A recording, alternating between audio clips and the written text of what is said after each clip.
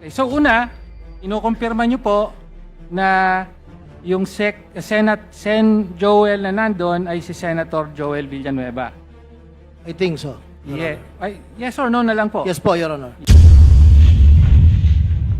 Yes. So kausap nyo, ka-text nyo with disappearing message si Senator Joel Villanueva.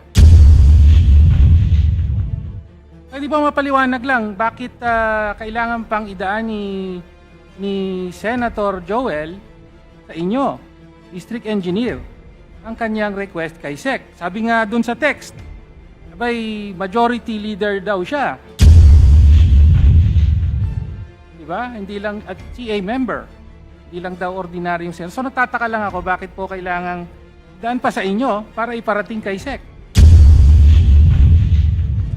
Nagsabi lang po siya sa akin na baka pwede papalo kay SEC yung kanyang mga request. Yun lang po. Sabi ni ADE Bryce na meron pong dinownload na 600 million pesos worth of flood control projects. According to ADE Bryce Hernandez ay kay Sec Joel daw yon. Chua, please proceed. Thank you, Mr. Chair. Mr. Chair, my question, I would like to address my question to Yusek Cabral. Thank you, ma'am. Ma'am, meron po kasing lumabas na ngayon lang na report na sinasabi po dito, noong 2016 up to 2025, meron daw pong 87.1B na insertion ang Davao City. Pwede po ba pakikumpirma po ninyo to? For accuracy, Mr. Chair, of my response, I have to check the records in the office because I do not have the data. I cannot confirm those numbers, and I'll have to check with the records, Your Honor, Mr. Chair. Okay, thank you. Now, dito po sa 2016 to 2025, 48.4B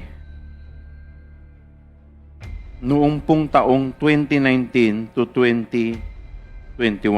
That is 60% of the 81.1B na infra project for that period.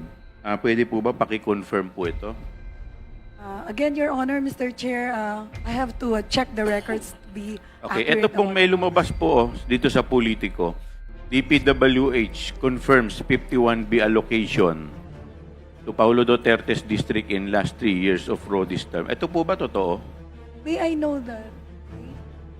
Ayo po ang nakalagay dito na nag-confirm yun. DPWH Undersecretary Maria Catalina Cabral. Kayo po ba to? Your Honor. Yes, Your Honor. Okay, so kino-confirm po ninyo. Again, I have to check, Your Honor, because I'm not accurate. I'm not certain about the number on the published news of Politico, Your Honor. Ayan po, may nakalagay pa po dito na base sa report ng aming programming division, we confirm na yung pong mga amount na nabanggit ninyo noong 2020, 2021, 2022, based po sa National Expenditure Program ng DPWH at yung pong General Appropriation Act o GAA sa distritong ito ay tama po, and we confirm those budget. Ano po masasabi niyo dito? Again, Your Honor, I no longer recall, so I have to confirm with the records in the office, Your Honor, Mr. Chair. Okay. And dito po sa 51 billion, based sa record po, at based din dito sa newspaper na, dito po sa online article, 29B was inserted sometime in 2021 budget or GAA. Do you confirm that? Again, Your Honor, I have no records on hand. I have to confirm with the planning service, Your Honor. Alright. Kaya ako po tinatanong, Yusek, di po ba noong mga panahon na to, pandemic, 2020 po yata yung pandemic. 2020 to 2021 yata, Your Honor. And yet, meron pa pong flood control na ganito kalaki. Di po ba ng mga taon na yun, parang umutang pa po tayo, yung bansa natin, kung hindi po ako nagkakamali? I have no knowledge, Para po Your sa Honor. mga medical kit, sa lahat po ng mga, kasi pandemic po nun eh. I have no knowledge of the Kasi pangungutang po. kung ganito po kalaki to, bakit pa po tayo ng utang? Di sana ito na lang po ay ginamit na lang natin para po sana hindi na po tayo ng utang. Sige, okay. Sandali na po, Chairman Joel. I will confront you with the quote in the news report. Kasi kanina po yung sinasabi na hindi nyo maalala. Ipapaalala ko sa inyo. This is the Politico article. DPWH Undersecretary Maria Catalina Cabral confirmed the report circulating on social media in a television interview. Base sa report ng aming programming division, we confirm na yun pong mga amounts na nabanggit ninyo noong 2020, 2021, 2022, base po sa National Expenditure Program, NEP, ng DPWH at yun pong General Appropriations Act, GAA, sa distritong ito ay tama po and we confirm those budget. So, naalala niyo na po ba, Undersecretary Cabral? I guess I clearly remember, Your Honor. I think there was an interview that time. No, it's just a question of a yes or a no. Do you Yeah. remember it or no? Because it's Yes, Your it's an Honor. actual quote. Okay. Yes, Your Honor. Kung ano. Yes, what? Yes. Yes, you remember or yes, you don't remember? I don't remember No, I am exactly. confronting you with the actual quote. Ah. So the only question there is, do you remember stating that quote or you do not remember stating that quote? I remember, Your Honor. You remember stating that quote, and if you remember stating that quote, do you confirm the information in that quote? That I That you confirm those amounts if na that's- nabanggit, excuse me, let me finish, amounts na nabanggit ninyo noong 2020, 2021, 2022. Base po sa NEP ng DPWH at yun pong GAA sa distritong ito. Therefore, the distrito po of Congressman Paulo Duterte ay tama po and we confirm those budget. yes, Your Honor. All right, thank you. Ms. Manchua, please proceed. Mr. Chair, just one question to Mr. Diskaya, please. No, do you have more questions to Undersecretary Cabral? Kay Diskaya lang. Thank you for your response, Undersecretary Cabral. Mr. Diskaya a moment ago said that he is willing to submit the documents of the projects that he had from 2016 to 2022. Di ba? Yes, we will require... I would like to make a motion to that.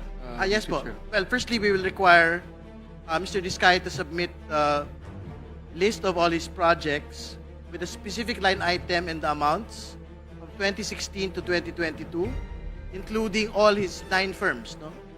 And other related firms. Not only him, Mr. And also, but excuse me, also to, the to finish, DPWH and also the others. from the DPWH. Yes. But I just would like to show something here that was written by PCIJ.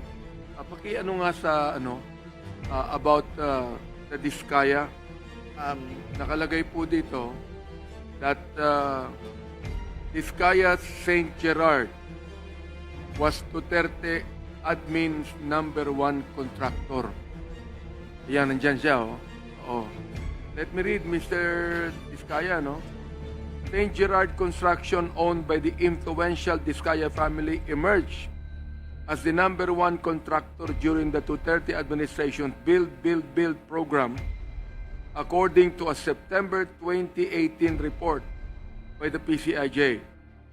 From July 2016 to December 2017, St. Gerard secured 12.3 billion worth of contracts, despite having been suspended by the Department of Public Works and Highways over the submission of a spurious tax clearance document.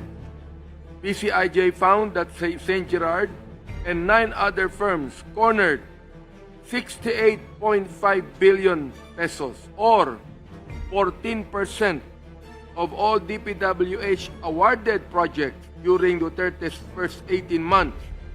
Several of these companies were previously blacklisted, suspended, or had owners facing graft cases, yet still managed to secure lucrative contracts. I'd like to ask Mr. Diskaya if he affirmed these findings of PCIJ. Mr. Diskaya, please respond. Your Honor, nirerespeto po namin yung ano po ng PCIJ, yung kanilang pong paglalathala. Iko-confirm pa po namin ang data po namin pero hindi po ganyan kalaki. All right.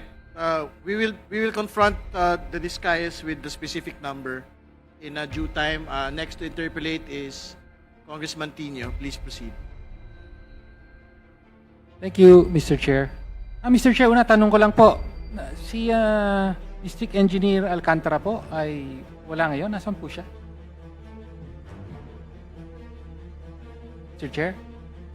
Sorry, can you Si repeat the question? D. Alcantara? I have questions for... Yes. Ay, okay. Thank you. Mr. Alcantara is here. Siya po yung una. Well, Engineer Alcantara, kanina may mga pinakitang pictures dito. So, siguro may mga follow-up questions lang po ako. No?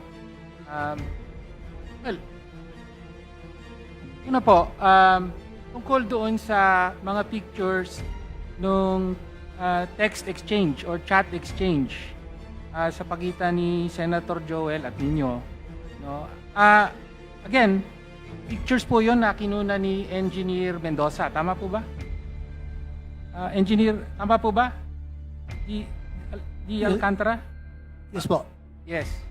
At sabi niya, inutos mo raw sa kanya na kunan niya, kaya meron siyang pictures. Tama po? Hindi ko na po ma-recall, Your Honor. Hindi mo ma-recall. Pero galing po sa phone niyo yun. Hindi ko rin, baka po, Your Honor. Sige po. Okay po. Baka po. Makikita mo naman kung phone Sige mo po. o hindi. Opo, galing po sa phone niyo. Okay. Engineer JP Mendoza, nandito po kayo? Okay. Yes, sir. Confirm ko lang uli. Ayon sa inyo, hindi raw po maalala ni Engineer Alcantara, pero ayon sa inyo, bakit kayo may picture nun? Nung mga conversations between Senator Joel daw and Engineer Alcantara? Dahil disappearing message po yun, pag in-screenshot po, mare-record po kasi na in-screenshot. Hindi pwedeng i-screenshot. So, kailangan kunan. Ganun po ba? Tama po ba? Yes po. Disappearing messages. Okay. At inutos sa inyo na kunan. Tama po ba? Pinapicturean po para after mapicturean, babasahin. Pinapicturean. Okay. Sinong nagpa-picture? Si Boss Henry po. Si Boss Henry. So, una, nililinaw ko lang po yan, Mr. Chair, para malinaw na may consent yung pagkuha sa picture. Para hindi masabi na wiretapping ito or whatever. Ano? Okay, so mukhang ganun po. Okay. Ngayon, paliwanag po ni Engineer Alcantara, sabi nyo, yung context nun ay may CA hearing. Tama po ba? At nakasalang si Sec Bonoan at si Senator, sabi nyo, si Senator Joel ay humihingi ng multipurpose buildings. Tama po. Ang tanda ko po ay nagpa-follow up lang po siya sa akin na pa-follow up po yung request kay SEC na multipurpose building po, mga barangay hall. Yun lang po ang For tanda. additional. Hindi ko po masabi ko additional, Your Honor, kasi po Papalo up lang daw po yung request lang po.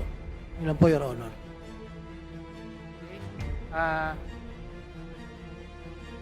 Nagre-request po siya ng mga multi-purpose building kay Secretary at the time. Yun po yung sinabi nyo kanina. Yun po yung nabasa ko po sa pinalabas po nila, Your Honor. Okay. Hindi, kinukote kita. Yun ang paliwanag mo. No? Okay. At tama ba, pinarating mo kay Sec Bunoan? Opo, sinabi ko lang po na papalo up lang po si Sen ng mga request niya po. Yun lang Okay. po. Okay, so una, kinukumpirma nyo po na yung Sen Joel na nandun ay si Senator Joel Villanueva. I think so. Your Yes or no na lang po? Honor. Yes po, Your Honor. Yes. So kausap nyo, ka-text nyo with disappearing message si Senator Joel Villanueva. Tapos pangalawa, kinukumpirma nyo rin na si Senator Joel ay nagpapadaan ng mga follow-up sa inyo. Tama po? Nakikisuyo lang po na papalo up po. Nakikisuyo po. At kayo naman, pinaparating nyo kay Sec. Yes po. Tama po. Pwede ba mapaliwanag lang, bakit kailangan pang idaan ni Senator Joel sa inyo, District Engineer, ang kanyang request kay Sec? Sabi nga dun sa text, abay, majority leader daw siya. Diba? Hindi lang at CA member. Hindi lang daw ordinaryong senator. So natataka lang ako, bakit po kailangang daan pa sa inyo para iparating kay Sec? Hindi ko po alam yung Hindi nyo na alam. dahilan niya. Actually, isang bayan lang po kasi kami. Nagsabi lang po siya sa akin na baka pwede mapalo up kay Sec yung kanyang mga request. Yun lang po. Okay. So, yan lang po ba ang pagkakataon na nagdadaan siya ng mga follow-up at request sa inyo? Yun lang pong time na yun, yung sa mga multipurpose building po. Kaisa-isang pagkakataon lang na nangyari yan, ha? Under oath po kayo? Yes, I think Yes. the following year, ang sabi niya lang po sa akin ay magre-request uli siya, pero wala na po kami naging usapan. Wala na po. Kasi po, kanina, sabi ni ADE Bryce na meron pong dinownload na 600 million pesos worth of flood control projects. According to ADE Bryce Hernandez, ay kay Sec Joel daw yon. Tama po ba? Hindi sa isa pa kanina, yung mga proyekto. Hindi ko po alam, Your Honor, kasi po, Hindi nyo na alam. sabi ko nga po, pag Oh. lumalabas na po sa GAA, wala po kaming knowledge doon kung saan po. Wala. Pero sa district, sa district mo yon. Yes, Your Honor, lumalabas Siyempre, po. lahat ng proyekto, alam mo. Your Honor. Tama. Okay. At yung mga proyekto niya, alam din kaya ni Sec Bunoan ito? Hindi ko po alam dahil Hindi mo na alam. according to Secretary and even Yusek Cabral, na wala po kaming knowledge about the GAA po. At dun sa text kanina, mayroon pang pagbanggit. Magkita tayo bukas ba yon 6 p.m. sa JIL. Tama po ba? Yes po, Your Honor. Pwedeng pakipaliwanag po yung bahagi na yon ng text. Sabi niya po sa akin na kung pwede magkita po kami sa JIL. Meron, I think, at that time, Saan po yung ano po yung JIL at saan po yun? sa, kayo makikita? sa Bukawi po. Sa Bukawi. Ano yung JIL na yon? Ano yun? Timbahan ba yun? Ano yun? Actually, yung po yung school po nila, tapos School. may residence po yata St. Joel doon. So, just for the record, ang ibig po sabihin ng JIL ay Yes, Lord. Jesus is Lord. So, sa school po yon. I think po, yes po. Sa Bukawi. Okay. So, malinaw po yon. Meron kayong ganong relasyon. Masasabi nyo bang malapit ang relasyon nyo kay Senator Joel? Hindi po, Your Honor, kasi po, kung matatandaan nyo po, I think 2023 during budget hearing, parang nga po nagko-complain siya sa distrito namin. Mga ganun lang po. Pero we're not that close po. Hindi ko po siya personal na kaibigan-kaibigan. Magkakilala lang po. Not that close, pero ikaw pa ang kinokontak niya para mag-follow up kay Sec Bunoan. Hindi naman po. Ay, Hindi naman po. hindi. Kanina Yun lang. lang po. Na-establish na natin. Yun lang po, sir. Sige, hanggang doon na po muna. Ngayon, ngayon, Yun naman po ang tungkol sa picture. Kanina may pinakitang picture, yung malaking tumpok ng pera. Meron po isa doon sa district office daw, sabi ni ADE Bryce. Tama po ba sa district office niyo yun? Hindi ko po Yung mga iba't ibang tumpok ng hindi ko pera. po ma-recognize, sir. Hindi nyo Hindi ko ma-recognize. Sarili nyong opisina, hindi mo ma-recognize. ko ma-recognize, Your Honor. Sige, hanggang doon na muna. Yung isa namang picture, isang malaking tumpok nasa billiard, on top of a billiard table. Sabi nyo sa bahay daw yon, tama ba? Hindi po sa bahay ko. I think wala. Hindi ko sa po- bahay mo, sabi mo sa bahay. Hindi opisina yon, bahay. Hindi po ako ang nagsabi, Your Honor. Ikaw po ang nagsabi. Sinabi nyo kanina, yung pera na yan, yung nasa bahay, ayun po to, sinabi nyo lang kanina, yung nasa bahay, I think po na yan po ay pera ng kontraktor po na nakolekta gamit ang ibang lisensya. Yung po ang Lang po pagkakatanda ko. dinala at nagkatuwaan po na picturean po yan. Yes, Your Honor. It's not for the proponent, Your Honor. Wala pong ganun, Your Honor, na proponent. Yes, sir. Pero yun yung sinabi nyo kanina. Bilanggit ko po na yan po yung pera ng kontraktor na dinala po nung may-ari ng license. Okay. Pwede po bang ipaliwanag nyo? Medyo nalilito ako. No, dahil una, kino-confirm nyo yung picture, kino-confirm nyo na alam nyo yun, kino-confirm nyo na nandun kayo, di ba? At ang sinasabi nyo ay may tumpok na pera yung kontraktor na nagpagamit ng lisensya. Pakipaliwanag po. Di po. Ang tanda po ko po dyan, may mga kaibigan po na nakikigamit po ng lisensya ng ibang kontraktor. Okay. Nagkataon po na yun po ay sabay-sabay na kolekta. Maraming, sa dalawa, tatlong magkakaibigan po. Dinala lang po doon. Ako po yung huli na dumating doon. Nakita ko nga po na pinipicturean po ng mga kaibigan po. Yun lang po. Mga kaibigan po. Okay. Okay, so ano po yung bakit po may pera yung nagpapagamit ng lisensya? Paki-explain. Hindi ko maintindihan 'yan. Yun po ay halimbawa po, natapos na po nung tao yung project po. Oh, Yung pong koleksyon ay dadaan po sa may-ari ng lisensya. okay. Tapos ibibigay niya na po doon sa mismong gumawa po. Okay. So in other words, yung may lisensya, yun ang yun yung nanalo sa bidding.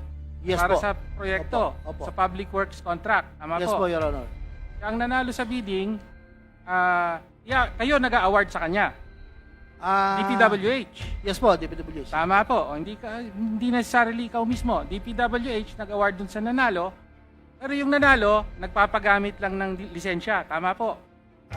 Pwede pong, meron pong ganon, meron naman pong, ika nga po, nag-uusap na lang po sila. Pwede pong subcon, pwedeng ano. Pwedeng subcon. Okay. Pwede pong So, ganon. sabi mo ito, nagpagamit ng lisensya. Kaya Yes po. ngayon, ito na yung pera Opo. na binigay sa kanya. Paano po yon? Sige, paki-explain. Paano siya nagkaroon ng ganung karaming pera? Sino Tingin ko po- nagbigay sa kanya ng pera? Hindi ko na po ma-recall kung sino ang contractor, Your Honor. Kasi po, Sige, hindi sino. Basta yung Opo. pamamaraan na lang. halimbawa po, nagawa na po yung project, yung may lisensya po, nakakolekta na, Okay. ibibigay niya na po doon sa mismong gumawa. Okay. So, yung may lisensya na nagpagamit, ang babayaran ng DPWH, Yes po. tapos, syempre, kaya may pera. Diba? Yes po. Yung pera na yan, ipamamahagi dun sa mga aktwal na gumawa. Tama Yes po, Your Honor. Ayun. Okay. Yan, legal po ba yan? Hindi ko po matandaan. Naku, Your hindi mo Honor. alam Hindi ko kung po matandaan, legal to o be honest hindi. po. Ha? District engineer ka, legal ba yon according to our procurement laws? Nagpapagamit ng lisensya? Sinasabi nila, ganyan daw ang modus din ng Iskaya. No? Sila naman po yung nag-uusap, Your Honor. Hindi naman po Sila kami. naman. Okay. Hindi po legal yon. Okay. Hindi nyo ba alam yon?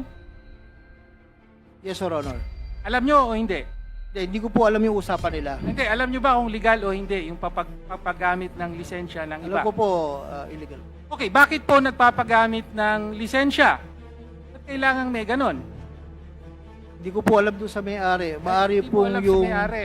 yung sinasabi po, Unlike kahapon po ni Oh. Miss Sally, thereafter po kung magamit, meron pong royalty tinatawag. Yun Okay, lang hindi Your po ba kaya nagpapagamit dahil yung mga aktual na gagawa ay hindi qualified? Tama po ba? Honor. Possible po. Possible po. Bakit ikaw po yung taga DPWH parang lumalabas? Mas marami pa akong alam sa iyo eh. Hindi na ako makapaniwala nito Pero ganon. Ngayon, illegal po to. No? Bawal yan. Kasi ibig sabihin, posibleng papahiram ng lisensya. So yung nanalo sa bidding, inawardan nyo ng contract, licensed, qualified. Pero yung gagawa, hindi dumaan sa qualification. Tama po ba? Tingin ko po, Your Honor. Tingin nyo po. Tama. Kaya nga sinasabi nating illegal. Ngayon, ang punto po, nandun kayo, alam nyo kung ano nangyayari, nandyan na ang pera na ipamamahagi, ano po ginawa nyo? Sabi nyo, katuwaan lang, pinicturan. Yun po ang pagkakatanda ko. Yun po ang Tapos sabi mo, mga kaibigan mo yun. Sinabi mo kanina, Yes, Your kaibigan mo. Honor. Opo. Okay. Okay. Thank you. Thank you po dun sa mga sagot sa mga tanong na yun. Okay. Dahil kaibigan nyo, ibig sabihin, yung pera na yan, bahay. Kung malamang, bahay yan nung kontraktor na nagpagamit ng lisensya. Tama po. Kaya nasa kanya ang pera. Tama. Tingin ko po, hindi po bahay ng kontraktor na nagpagamit. Hindi po. Bahay nino. Bahay po nung nakigamit po ng lisensya. Tingin ko po. Doon po dinala. Doon dinala. Yes, Honor. Tapos kaibigan nyo yun. Nakilala po. Kilala. O pwede pang pangalanan nyo. Actually Yung po, pagkakatanda, hindi ko po matanda kung sino-sino po, Your Hindi na Honor. matandaan. Okay. Opo. Hindi na matandaan. Kaibigan mo hindi mo matandaan. Marami pong mga nangungontrata po doon na sila po ang nag-uusap, Your Honor. So hindi ko na Okay. po pinakikialaman po yung kanilang transaksyon, Your Honor. Okay. Mr. Chair, Until such if I time may- po may I na- interject? Yes po. Sige Jermaine, po. this is Jermaine. Mr. Chair, may I interject? Just that's germane to the line of questioning of Opo. Congressman Tino. If Sige I may po. be allowed. I mean, Chair. Yes. Tanungin ko lang po yung may mga contractors dito, no? Kasi the payment, which by the way, ang alam ko is that hindi dadaan sa DPWH District Engineer yan. Dumadaan po yan doon sa account nung contractor. Okay. Ang tanong, bakit nasa kanya at siyang magdi-deliver doon sa contractor? In fact, the process of payment is that the payment directly downloaded to the contractor's account, which is Land Bank of the Philippines. Ano ba yan? In-cash nyo? Kayo mismo nag-in-cash? Hindi po ako, Your bakit Honor. that's what I guess Congressman Tino is asking Bakit nandoon in the first place? I think yung owner po ng license po ang nag-withdraw niyan. Sila po ang nag-uusap na yung bayad po nila ay dadalhin po. Yun po ang pagkakatanda ko, Your Honor. Okay. So, Mr. Chair, una, malinaw na po, galing sa sariling bibig po ni District Engineer Alcantara na nangyayari talaga yung sinasabing pagpapahiram ng lisensya. So, nag-award sila ng mga proyekto sa mga licensed and qualified. Pero alam din ni District Engineer na pinapahiram yon at ina-farm out, ina-subcontract sa mga contractor na maaaring hindi na qualified. Kaya nga, humihiram ng lisensya No? Tapos ngayon, siyempre, ang babayaran ng gobyerno, yung sinasabi ni Congressman Adjong, ang bayad dyan is through the land bank, cheque ang gamit dyan. No? Pero bakit kailangan i-encash? Kasi kailangan bayaran yung mga humiram ng lisensya dahil sila yung gumawa ng proyekto. Tama po ba, District Engineer? Ganun nga ba ang nangyayari? Yes, Your Honor. At tama rin po ba na alam nyo at mga kaibigan nyo rin yung gumagawa ng ganito? Yung iba po, Your Honor. Yung iba po, Your Honor. Okay, thank you. Ngayon po, kay Assistant District Engineer Bryce Hernandez. Sa phone nyo po yung kanina may mga messages na Beng Ramos yung nakalagay, no? Yes po, Your Honor. Pero sabi nyo phone nyo yun. Tama po ba? Opo, Your Honor. Okay. Sinare nyo dito sa committee. Tapos nagpakilala siyang Mina ng WJ Construction. Tama po ba? Yes po, Your Honor. Nagpakilala po siyang Mina at ano daw po yun, para tungkol daw po dun sa may project na binigay sa kanya ni Boss Henry Ni Yun Boss po. Henry. Alcantara. Opo. At may sinabi kayo na ang Beng Ramos ay staff? Staff po nino? Actually, to be honest, hindi ko po siya nakita, pero si Boss Henry po nagbigay sa akin ng cellphone number niya at siya po nagsabi na staff siya ni Senator Jinggoy. Sabi siya. Okay. Well, pa-confirm natin kay District Engineer Alcantara. Respectfully Binigyan niyo deny. po ba ng number? Respectfully deny it, Your Honor. You deny. Okay. O sige, you deny na po. Pero ang sinasabi nyo, yung conversation na yon, tungkol saan po yon? Pinag-follow up po ako ni Boss Henry ng pambayad sa proponent dun sa project na ibinigay niya. Pambayad sa proponent. Opo, Your At ang Honor. ibig po sabihin ng pambayad sa proponent, Yung advance po, yung SOP. yung SOP. Yes po, Your Honor. May amount ba na pinag-usapan? Hindi ko po matandaan, Your Honor, pero yun po yung inutos sa akin ni Boss Henry noon. That's way back 2022 po, Your Honor. So, hindi ko po talaga 2022. matandaan. May nakompleto bang transaksyon? Yes po, natuloy po yung project na yan. Natuloy ang project. Involved ka ba sa pagbayad ng SOP na sinasabi mo? Ibig sabihin, ikaw din ba ang nakipagkita? Ano po, kung if I remember it right, parang iniwan po sa staff ni Boss Henry yan. Iniwan po sa staff. Opo, kasi kung maalala ko po, wala po, parang nasa Davao po kami yan kaya binili na lang po sa office yan. Okay, sige. So, hanggang doon na lang po siguro. Okay. Ngayon naman po, tanong kay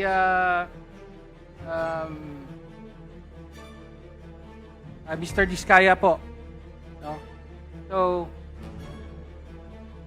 paulit-ulit na tinatanong po ay meron po ba talagang mga dagdag na pangalan sa listahan sa inilista nyo sa inyong affidavit? No? Again, meron po ba? Your Honor, wala po. Wala po. Wala po. Okay. So, ang sinasabi nyo po ay, kailan po kayo nagsimula bilang contractor? Year 2003 po. Year 2003. Tapos, kailan kayo talagang lumaki bilang contractor? Lumaki po kami nung mga, 2012, 2012. dahan-dahan na po kaming lumaki. Lumaki. Okay. Tapos, ano naman yung sinabi sa Senado na 2016 po talaga yung talagang lumaki ng husto ang inyong negosyo? Bakit po 2016? Wala pong, hindi po ganun, Your Honor, hindi po ganun. Hindi, viral yun eh. Yung tinatanong ni Senator Jinggoy. Tapos sa 2016 daw po. Sa flood control, yun yata yun. Tama ba? Your Honor, hindi ko po kasi hinarinig yung detalye po na yun. O sige. Okay. So, ang sinasabi nyo ay kailan nga? 2002 kayo nagsimula?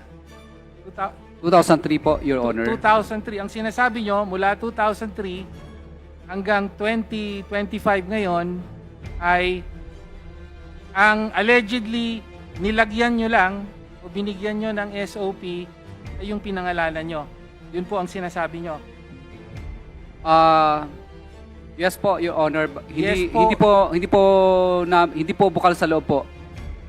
Anong ibig sabihin ng hindi po bukal? Napilitan lang po kami, Your Honor. Okay. Pero sa buong halos mahigit 2 dekada na contractor kayo, ang sinasabi nyo ay yung, ilan po yung mga pangalang binigay nyo? 18 ba yon? 18? Ilan po? 18 po, Your Honor, halos. So yan lang po ang 18 politiko na nilagyan nyo ng hindi bukal sa inyong kalooban. Pinilit po kaming hingan. Pinilit kayo. Yung kusa na binigyan nyo? Wala po, Your Honor. Ayaw po namin magbigay. Wala po. So, ang sinasabi nyo, 18 lang.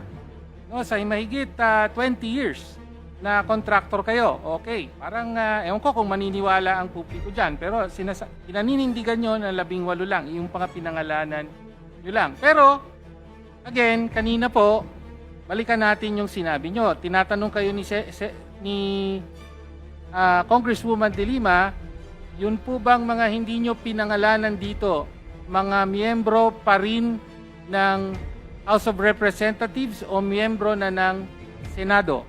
Yun po ang tanong ni Congresswoman De Lima. Sabi nyo, Your Honor, I invoke po muna my rights. Oh. Okay? Then, nung tinanong ka, anong ibig mo sabihin? Ang sagot nyo po, hindi pa po ako sigurado sa mga dokumento ng iba pong pwedeng mabanggit. Sinabi nyo po yon. Your Honor, Sinabi nyo po, may iba pang pwedeng mabanggit, pero hindi pa kayo sigurado sa dokumento. Your Honor, Yun ang sinabi nyo. Your Honor, ilang araw na po kasi akong walang tulog dahil po nilusob po kami ng mga nagrarally. Kaya okay. po, yung isip ko po ay hindi po masyadong malinaw po yung pagkakadinig ko sa tanong po. Hindi malinaw. Pero malinaw na malinaw yung sagot mo eh. May mga iba ka pang pwedeng mabanggit, kaya lang hindi ka lang sigurado sa dokumento. Actually, ganda nga yun dahil gusto mong banggitin yung meron ng dokumento. Tama? Diba? At sabi mo, yung sa binanggit mo, meron ka ng dokumento. Tama po ba? Yung 18 na binanggit mo, sabi mo, merong mga ledger, mga pinapirmahan kayo, or may resibo. Your Honor, Nasa affidavit mo yon, tama ba? Your Honor, yung ledger po is hindi po pinirmahan nila. O hindi pinirmahan, pero Kopya lang sabi po mo namin. meron kang mga documentary evidence. By the way, Mr. Chair, meron na po ba tayo nung supporting documentary evidence dun sa mga allegations niya? Sabi niya Wala meron daw eh. Wala pa. Wala pa po. We haven't been furnished yet. Sinabit niyo po ba yan sa Senado? Your Honor, wala pa po. Wala pa po. Pwede bang isubmit nyo rito? Yes po, Your Honor. Kasama sa binanggit mo sa affidavit mo, dapat isama rito. Ngayon ba dala nyo? Wala po akong dala, Your Honor. Wala kang dala. So, Mr. Chair, pwedeng ipasabit. Di naman pwedeng magbabanggit doon ng pangalan, tapos Yes. meron daw dokumento. Di kailangan makita rin natin yung dokumento. We will get copies of the ledger. So, That has been mentioned in the paki-submit po affidavit. para sa susunod. In the Okay. affidavit. Okay, ngayon, malinaw po yung sinabi nyo. Doon sa 18 na binanggit nyo, meron kayong dokumento. Okay. Pero meron pang mga pangalan pero hindi pa kayo sigurado sa dokumento. No? Tapos ang sunod na sinabi nyo, Your Honor, okay po ba na sa executive session ko na lang sasabihin para sa kaligtasan din po ng pamilya ko? Your Honor, ang ibig ko pong sabihin po doon, dito po, related po dito. Related nga dito. Dito sa mga dagdag na pangalan na maaari mong sabihin. Hindi po, dito po, Your Honor, hindi sa mga po. pangalan po na nakalista. Hindi, iniiba mo na yung sinabi mo eh. No, sige, Mr. Chair, sa totoo lang, ay sapat-sapat na po para sa akin. No, na lumalabag po sa rules natin on contempt. Pero, kanina pa po dinidiscuss to, sabi, hold off. Okay, for now, we will hold off. Okay? Pero, ready na po tayo, Yeah, Mr. but Chair. let me state for the record that no one believes what you're saying, Mr. Diskaya. Well, neither do I, Mr. Chair. Malinaw naman yon. Okay. Pwede pa po ba, Mr. Chair? Last question, last question.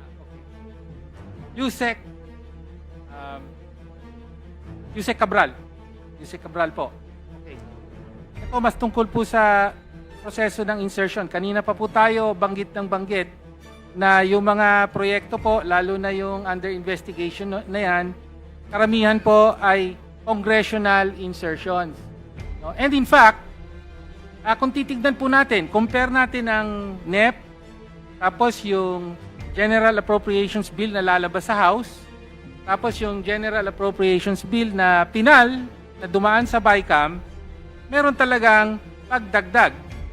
No? Halimbawa, flood management, ano na lang, let's say 2024. Nung NEP po, 194 billion yung flood management program. Pero nung naging GAA na, ibig sabihin, dumaan na sa House, sa Senate, BICAM, at naging batas, yung 194 naging 244.5 billion. Ibig sabihin, nadagdagan ng 50.5 billion pesos yung flood management program. No, ibig sabihin po, di ba, ibig sabihin nun, may mga proyekto sa NEP, may mga proyekto sa GAA na wala sa NEP. Kasi nadagdagan ng 50 billion. On average, kung gagamitin po natin yung dataset ng Sumbong sa Pangulo website na merong 9,800 projects, on average, ang pinakamataas na pinamalaking halaga ng project, 288 million. Isang proyekto yon. Pinakamababa, nasa mga a little over 1 million. The average price for a flood control project is 55 million. Okay. So, kung may nadagdag po na 50 billion pesos, nadagdag na flood control project, ibig sabihin, from NEP to GAA, may nadagdag na around 1,000 new projects na wala sa dati. Okay. Ngayon, ang tanong ko lang po, sinasabi nyo, hindi nyo alam.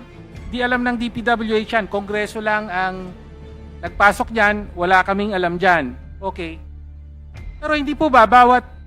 Pero yung mga insertions na ito, na-implement nyo pa rin. Tama po ba? Paglabas po ng General Appropriations Act, yan po ay binababa sa amin ng Department of Budget and Management. Pag binababa po, meron na po bang Program of Works? Hindi ko po namin alam dahil ibababa po namin yan sa implementing office. Yun po ang proseso. Okay. Meaning, from paglabas ng GAA at nilabas ng DBM yung GAAW or GAAs as allotment order or SARO, yan po ay mandato naming i-download sa implementing office for implementation. Sila po yung gagawa ng dokumento para po yan ma-implement. Among others po, plano, Ang program tanong of ko lang work. po ay yung mga insertions po, in case of 2024, probably around 1,000 new projects. Yung mga Please wrap up in-insert your po ba question. yun? Opo. Meron na pong program of works yun? Sa amin po, yung new projects po, yan po yung wala kaming vetting sa NEP. Sino po ang gumagawa ng program of works? Implementing office po yan. So, sa inyo rin ang galing yung mga program of works ng 1,000 dinagdag o in-insert na proyektong ito. Gagawin po ng District Engineering Office yan o Regional Office kung saan po bumagsak yung fund o saan po na-download. Okay. Sila pong gagawa ng lahat ng dokumento, kasama na po yung sila po magsasurvey, program of work magsasurvey, sila po yung gagawa ng plano, sila po yung gagawa ng ABC, procurement documents, at kung mabibid po, award po, kontrata, etc. May delegated authority po ang Okay. delegated So, ang authority sinasabi po. nyo, kung para paniwalaan ko kayo, ang sinasabi nyo, in-insert lang yan, no? December or November, tapos wala kayong alam dyan. So, Enero, lalabas ang GAA, nakikita nyo yung insertion, sinasabi nyo lahat ng sinabi nyo, yung survey, yung detailed engineering work, etc., dun pa lang gagawin. Sa pagkakalam ko, tama po. Kasi hindi Sa po, pagkakalam nyo. wala kaming visibility eh. Wala kayong visibility. Opo, O baka naman, tsaka yung mga ini-insert, meron na ring program of works, ginawa nyo na rin. Not to my Sa knowledge, baba, Your Honor. not to your knowledge. Okay, so again, hindi po tayo convinced sa ganitong mga paliwanag. Okay, with that, Mr. Chair, hanggang dito na lang po muna. All right. Thank you, Congressman Tino. Congressman Garin is recognized. Congresswoman Garin is recognized. Thank you, Mr. Chair. At Mr. Chair, dahil si Undersecretary Cathy Cabral naman ang nakasalang, allow me to follow the course of the interpellation of my colleagues earlier. Narinig ko po kanina kay Congressman Joel Chua, na-mention niyo po ba, Congressman, Mr. Chair, na parang 2020 at 2021 ay bilyon-bilyon ang ginastos sa flood control? Tama po ba? And just now, Yusek Cabral, tinitingnan ko po dun sa aking files at na-archive ko po, talaga pong meron kayong interview. Do you confirm that? If there is an interview, yes, I confirm that, Your Honor. So 2020 at 2021, bilyon-bilyon ang ginastos natin sa flood control. Correct po. Nung nakaraang hearing po kasi, nagtanong ako dun sa parang binisita ni Pangulo na proyekto, yung parang mga bato-bato ba yun? Nakalimutan ko yung anong pangalan nun. Did the Department of Public Works and Highways submit a report on that, Mr. Chair? I think that is rock netting. Meron na po bang mga dokumentong binigay? I don't think any document has been submitted. So, okay, Mr. Chair. Matanong ko na lang po si Yusek Cabral dahil siya naman yung nandiyan na nakasala ngayon. Noong pong panahon na ito, 2020, 2021, 2022, pandemic and immediately post-pandemic, gumastos din po ba tayo ng bilyon-bilyon sa rock netting? I will not have any knowledge directly about rock netting because that is part of operations, yung pong program of work. Mr. Chair, if I may, Undersecretary Cabral, kayo po ay nasa operations at nasa planning. Ako ako sa operations. You're planning. Undersecretary for Planning? Planning and PPP po. You're also Undersecretary for IT? 2 weeks pa lang po. Okay. Bilang Undersecretary ng Planning, dun po ba nakasaad yung mga lista? Di po ba sa budget natin naka-line item? Ibig sabihin, bawat proyekto ay talagang nakasulat yan isa-isa. Tama po ba, Mr. Chair? Undersecretary Cabral? Naka-line item po yun. Ibig sabihin, yan po ay parte ng trabaho ng opisina mo at direkta mong nakikita itong mga nakasulat doon. Yes, Your Honor. Pero wala akong nakikitang eksaktong rock netting dun sa General Appropriations Ano Act. po ang flood- DPWH terminology on that? Flood mitigation structure. And marami po kasing klase yung flood So parang mitigation medyo structure. kasama rin siya, kamag-anak siya ng flood control. Opo, revetment, sabi, die. Pasensya na, Mr. Chair, ha? I don't, sana hindi ma-offend si Yusek Cabral. Medyo malapit po kasi kayo kay Sir Carly Diskaya. I believe as a doctor, hindi po nakakahawa ang selective amnesia. With that, Mr. Chair, may I proceed? Ulitin ko lang po, sa inyo pong naalala, kasi binisita ng Pangulo, may pondo po ba na ginastos dito or wala? We will tao ng eksaktong project so that we can get in the office those details, Your Honor, Mr. Chair. So again, Mr. Chair, may I reiterate my request during the previous hearing for these documents. May I ask a personal opinion of Undersecretary Cabral, having been in government for long?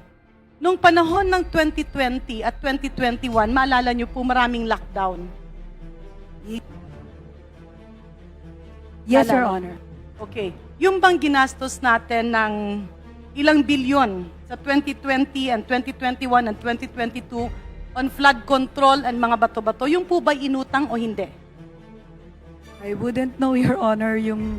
Pero sa personal mong pananaw, bilang isang Pilipina at bilang isang kawani at opisyal ng gobyerno, sa pananaw mo ba, if you were given a choice, at sa pagkakaalam ng buong Pilipinas, na bilyon-bilyon at hindi ko alam kung umabot ng trilyon ang inutang natin ng pandemya para sa bakuna, supplies, sweldo ng ating mga kawani sa kalusugan, and even up to now, we are still paying the allowances and salaries of healthcare workers, so much so na yung pondo ng PhilHealth ay kinuha at pinambayad na sweldo ng ilang mga taon pa nung nakaraang pandemya.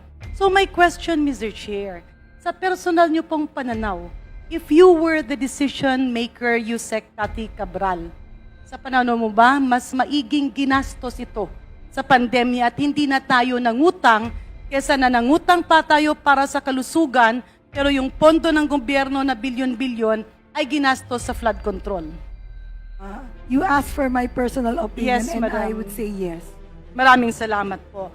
And let me go back, Mr. Chair, kasi kanina nga, nagkaroon ng maraming katanungan kay Mr.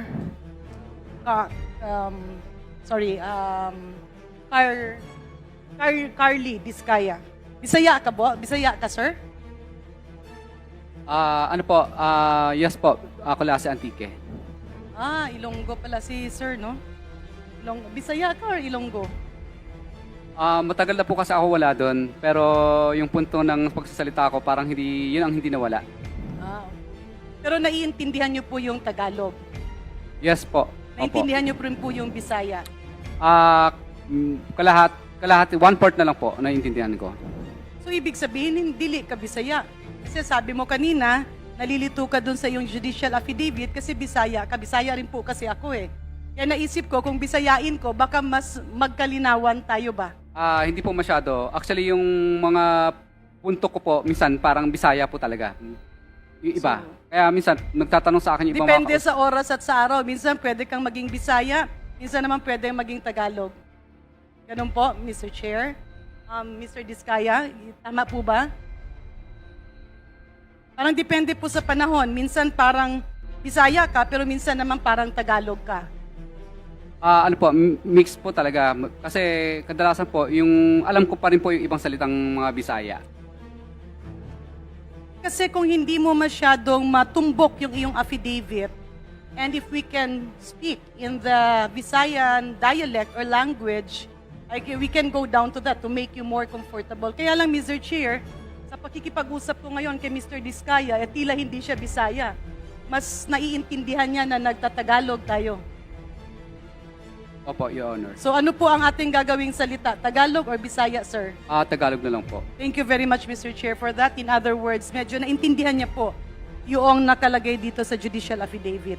Again, Mr. Chair, kanina po ang sabi ni ating distinguished resource person, yung sinumpang salaysay na binigay niya sa Senado ay ipinapasa niya rin dito sa Kongreso. May I request Mr. Diskaya to submit an official copy to the Secretariat of the Infra Committee. Yes, Your Honor. 5 days po. Yes, but again, to be very clear, that particular judicial affidavit doesn't stand because it is notarized by a person with an expired PTR. So I think you have to Okay, notarize it again. I submit, Mr. Chair, but can I be allowed to go into some points in his affidavit? Yes, please.